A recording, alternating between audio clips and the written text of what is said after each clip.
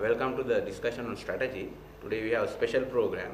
Actually, normally we have our alumni, our own alumni, who's coming to talk about strategy. But today we have a special guest, a senior business professional, business and technology professional from Sri Lanka. So let me introduce Priyantha Palapathwala. Priyantha, welcome to the program. Thank you. So can you explain about your background, to know about you and your background?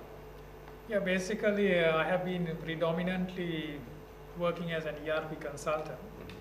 Of course, I'm an engineer, chartered engineer, production engineer by background.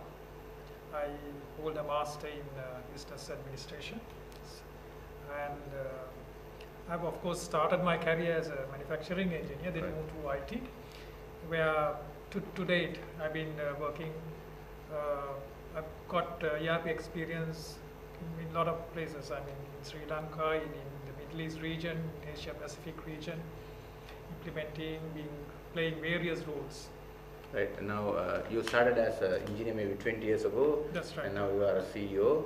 So I want your ideas about what is strategy. How do you visualize or how do you explain strategy?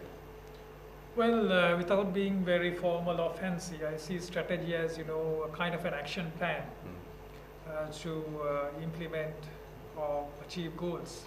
That's the simplest explanation I could give. So anything on like your personal experience where you had, I don't know, teach strategy or explain to people who don't know. So was there really was it difficult to explain to people? Yeah, what I've been, my experience, always what I've been, emphasizing is, take IT or enterprise resource planning as a strategy implementation tool. Right. That is what I have been promoting.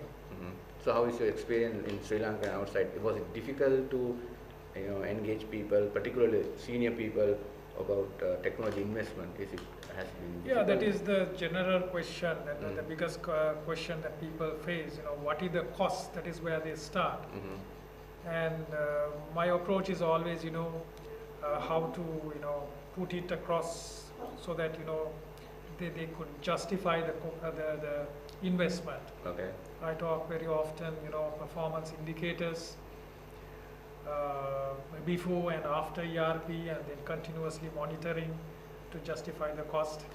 I want to ask actually an additional question because of your experience now in our strategic management course at the MBA program. What we are trying to do is, help people to understand, especially our MBA students, to understand the value of strategy, not necessarily limited to companies, but also to go beyond, maybe to talk about non-government organization or political organization, even a country.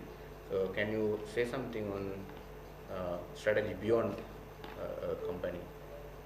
Beyond, like maybe based on the Sri Lankan new political situation or new country. So how people like you or other MBAs can help the concept of strategy applied into governance?